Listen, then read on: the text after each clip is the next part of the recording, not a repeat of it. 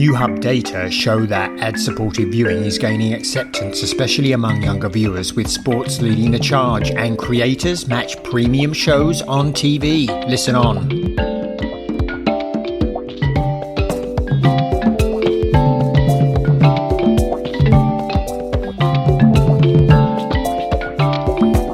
Welcome to this week's edition of Inside the Stream. This is Will Richmond from Video News, and Colin Dixon from End Screen Media is with me. Colin, you are sweltering this week. We are 90 degrees, and it's going to stay that way for a couple of days, which is the hottest I think ever recorded in March in my area. So, wow, it's pretty hot. But talking of hot, I got to see the new movie Project Hail Mary this week at the movie theaters before it officially opens on Thursday, and I can tell you it was great. If you enjoyed the book, you're going to love this. If you didn't read the book, you're still going to love it. If you love The Martian, this is like that, only in some ways I think better. Really good. Yeah, The Martian was great, and I've seen some of the trailers, promos. It looks pretty cool. It is. It's very cool. I saw it, as I say, at the movie theaters in Dolby Atmos, and it was a great experience, except all the flipping ads and trailers. Man, 36 minutes of ads and trailers before the movie got going. Well, speaking of ads and ad acceptance, that's one of the things we're going to talk about this week. And I'm going to get us started. We have seen some new data from Hub this week that really seems to underscore how ad tolerance is increasing, and how younger viewers are maybe a little bit more resistant still than older viewers. But just to focus on the tolerance for ads, so Hub shared this data that just looking at the percentage of viewers who say, I can't tolerate ads, so no way, no how on ads. 4.5 years ago, that was 17%. That's now dropped to just 12%. And the percentage of people who say content matters most, so less focused on the ad experience, 26% 4.5 years ago, now up to 36%. So just about 1 in 8 viewers now saying that they cannot tolerate the ads. Related to that, another interesting point. So Hub is asking viewers whether, at what cost basically, they would choose to avoid ads. And what they found was that here in December 25, just 32% said that they would pay $4 to $5 more per month to entirely avoid ads. And that was versus 40% back in December of 21. So 4 years ago, 40% said they'd they'd be willing to pay the $4 to $5 more. Just 32% now. Also interesting, I thought here, Colin, was that younger viewers seem to be maybe softening up on their willingness to watch ads as well. So question from Hub is, I don't mind watching TV with ads as much as I used to. And we see that among 18 to 34-year-olds, 63% agree with that statement, either strongly or somewhat agree. So 63% of 18 to 34-year-olds saying that I don't mind watching TV with ads as much as I used to. Go up in age bracket over age 35, and that number goes to 59%. So 59% saying that they strongly agree or somewhat agree that they don't mind watching TV with ads as much as they used to. And I think that, these numbers that reflect greater acceptance of ads, I think also aligns with the data that we've seen from Antenna recently as well, where they've basically pointed that most of the growth in SVOD subscribers has come from those providers' ad-supported tiers rather than ad-free tiers. So we have sort of multiple data points showing that viewers seem more accepting of ads in streaming and TV, we'll talk about in a moment, than they used to. And I think part of it also is the rise in prices by streaming services as well. So viewers are trying to manage their budgets, and particularly for streaming services that they may watch less of, the idea of paying less per month but having some ads included has probably grown in appeal as well. So some interesting data there from Hub underscoring this point. What do you think? Yeah. So for me, I think I would have put myself in the camp of can't stand ads. But I have to say, there's one area where I've sort of softened my opinion and almost expect it, and that's in sports. And I'm perfectly happy to watch ads in the break at halftime during my Premier League, and we kind of expect it these days in NFL at the breaks, the frequent breaks that you get in NFL games. And it turns out that, yes, indeed, sports have become very, very important in the advertising sphere. Nielsen, new data this week that was reported in Deadline, shows that 29.2% of all advertising supported TV viewing by 25 to 54-year-olds during the fourth quarter was in sports programming.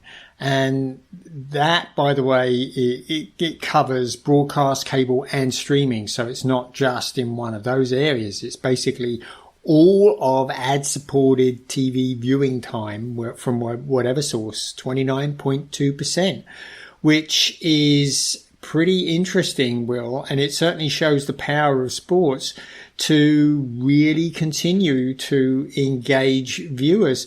And I got to tell you, I think NFL is probably one of the biggest drivers of that stat. This is in the fourth quarter, which of course is when NFL is, got a real head of steam in it and there's lots going on. So, and that means that it puts them in the driving seat in negotiations, right?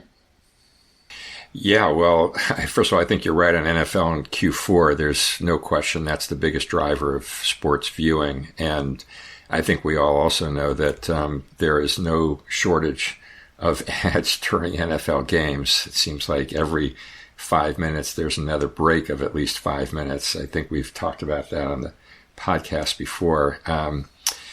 And so kind of consistent with all that, we saw news this week that it looks like the NFL has now opened its negotiations with Paramount Skydance on renewing the CBS's access to NFL games. And looks like the NFL is asking for a 50% increase on what CBS has been paying. And that's about $2 billion a year. So that would bring the new fee up to about $3 billion a year.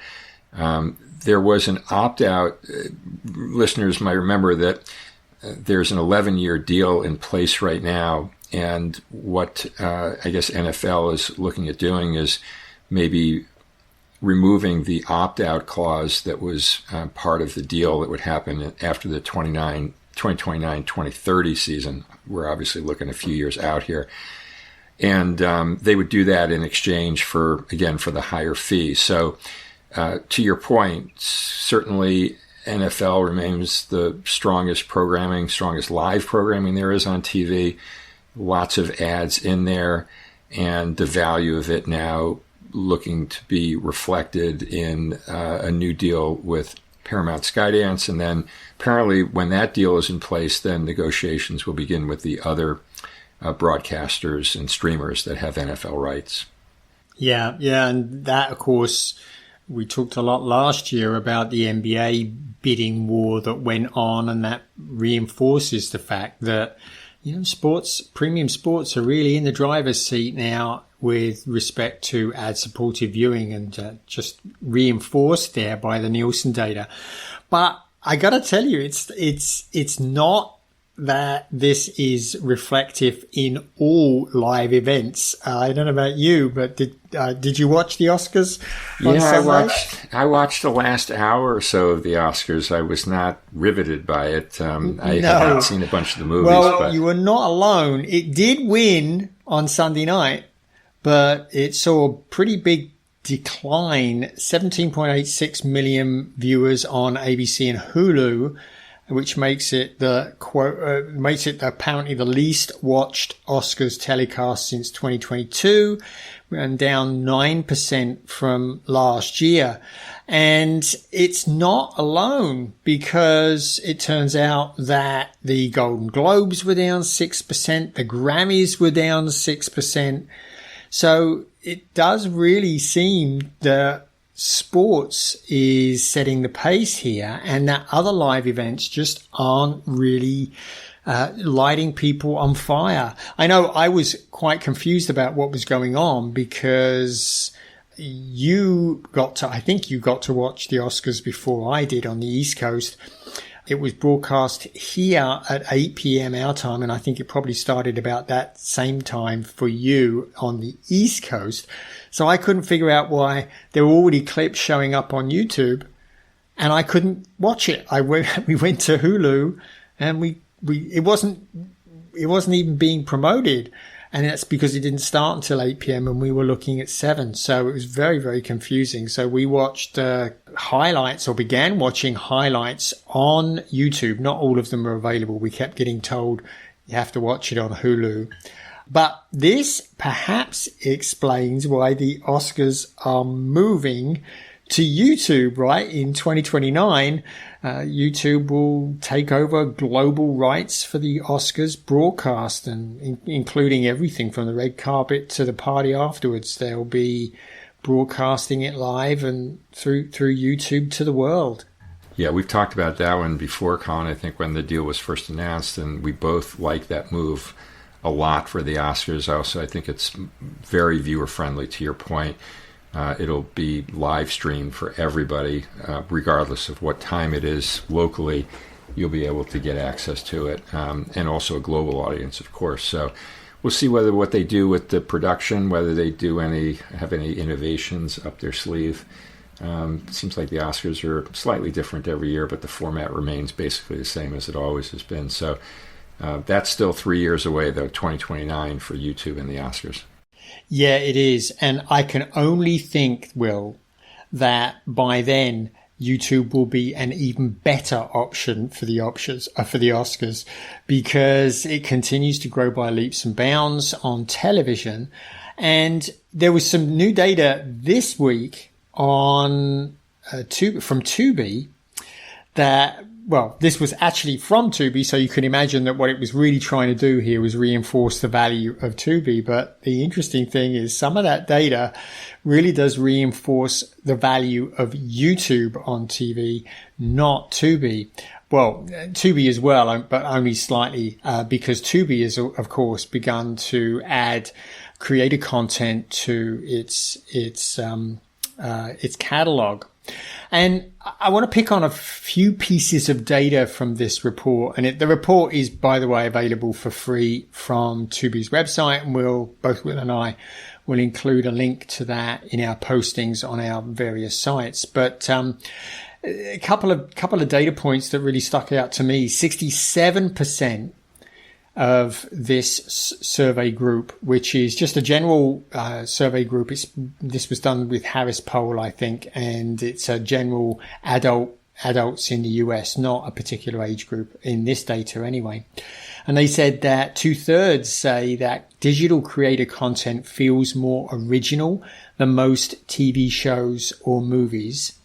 And actually 63% say watching creator content feels no different than streaming a TV show. 56% say they think creators are celebrities, similar to Hollywood talent. So, this data really does seem to suggest that people are accepting creator content as a peer to traditional TV content. And as I said, the point that Tubi is trying to make here is that it's beginning to provide creator content inside of Tubi, and they actually provide some data later on showing that people that provide, or services that really cater to people's particular interests very well, they're much more loyal to. So that explains that. But it really does reinforce, I think, the value of YouTube on TV and why people are so accepting of it and why it continues to grow by leaps and bounds. I mean, traditional TV can't keep up with the pace of new content on YouTube. There's just so many people creating content there. Agreed on all the above, Colin. And I thought also just relevant to the idea of creators becoming peers, as you said, to premium content. Very interesting data this week also from YouGov from the UK, but showing the influence of social media clips, and YouTube, of course, is the big player there. Amazingly, among 16 to 24-year-olds, 87% say that they have started watching a full show or film because of clips on social media. 87% of 16 to 24-year-olds. Wow. Isn't that amazing? The whole nature of promoting TV shows and getting them in front of people. Another statistic, 16 to 24-year-olds, 50% of them say that they are influenced by trending clips or sounds to influence their decision whether to watch a full version. 50% of 16 to 24-year-olds, 40% of 25 to 34-year-olds, and then it trends on down to 9% for 55 plus. So, and again, YouTube is, YouGov underlines, the most widely used social platform for watching video, 65%, followed by Instagram and TikTok. So to your point, we have creators coming to parity on TV, and the way that viewers, particularly younger ones, finding out about what to watch on TV coming via social media. Yeah, it's absolutely true. And one of the things I did notice about the data on the Oscars was that although TV viewing was down of the live event, social media interaction was up quite a lot. And this probably is in things like shorts. People are in there looking at shorts and seeing what the results are, and not bothering to watch the full telecast. And this kind of explains, we talked last week about Disney Plus adding shorts. It's a great way to get people's attention and get people over to shows that they might not have found otherwise, and continues, by the way, to sort of be a condemnation of the way we traditionally find content in the guides, that the guides are just not doing a good job in getting us to a lot of the content, and that this is where shorts and social media can really pick up the slack and help get people to what others, to what the providers are trying to get them to watch. Agreed. And I think, just, Colin, as we're starting to wind down here, you also noticed a story this week about HP launching a new fast service, which caught both of our attention. We're both skeptical. Why don't you share a moment about your skepticism first? I'll then chime in. Indeed. Yeah. So they actually made this announcement back during, they sort of slapped this announcement about HP TV Plus in with their other announcements back during CES this year in January. But they've just released this service, and I actually downloaded it. And Will, this is kind of a funny thing for HP to have jumped in and done. I'm not quite sure why they're doing it, but here's the deal. So it's a full fast service. So there's a bunch of streaming channels available in this service called HP TV Plus. It's free. It's a regular free ad-supported TV service, just like Pluto TV or Tubi. And so you can load it onto your PC. You do not have to have, as far as I can gather, you don't have to have an HP, although it just so happens I do have an HP laptop, but it's sitting right there in the Microsoft store. So you can just load it from there.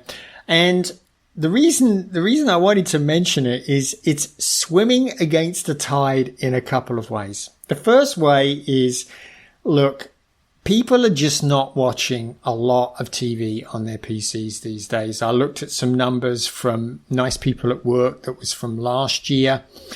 And across all of their customers, they are seeing only about 8% of viewing of video is taking place on PCs now.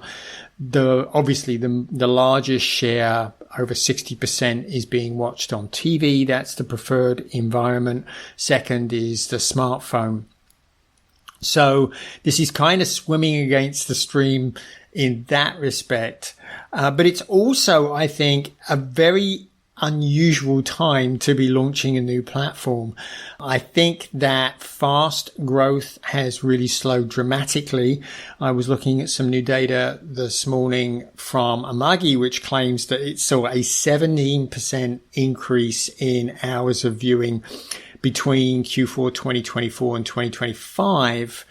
But, other data I've been looking at shows that the growth is much more modest. And of course, we have to remember Amagi, that's one of its major businesses, is producing these fast channels. So they've got a lot of skin in that game. So we should maybe be a little cautious with accepting that 17% number. But so anyway, that's another reason why this is, I think, swimming against the tide.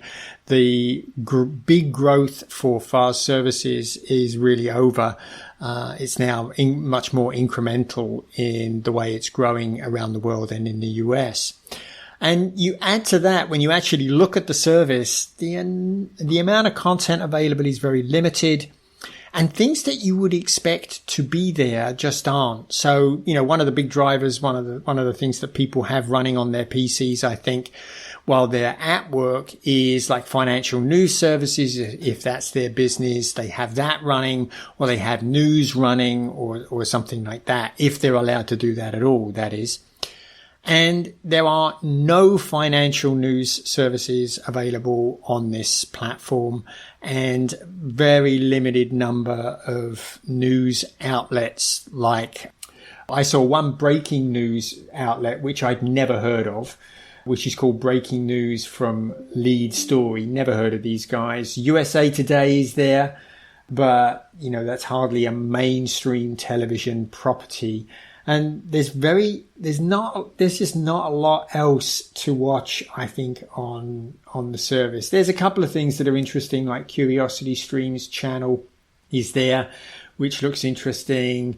And there's a nature channel and some Wild West content, but not really a lot. So anyway, I don't think I'll be using it a lot, but I guess if I'm bored and I want to be watching TV on my PC, at least I have an app that's dedicated to it. Yeah, it seems like a pretty low-cost initiative by HP, and trying to leverage some of the data that they have on their gazillion hardware users out there.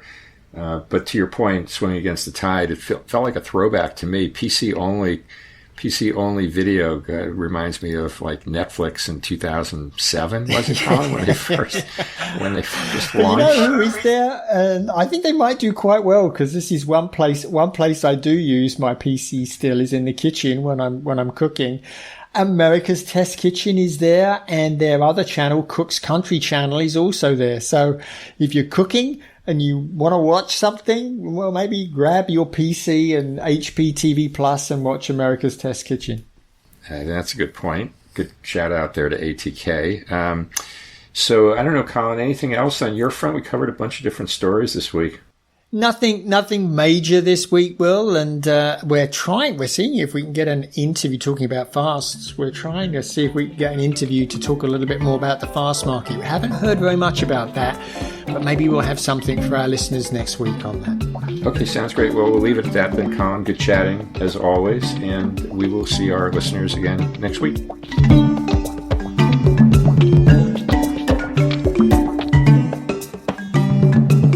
Inside the Stream is a production of In-Screen Media and Video News, all rights reserved.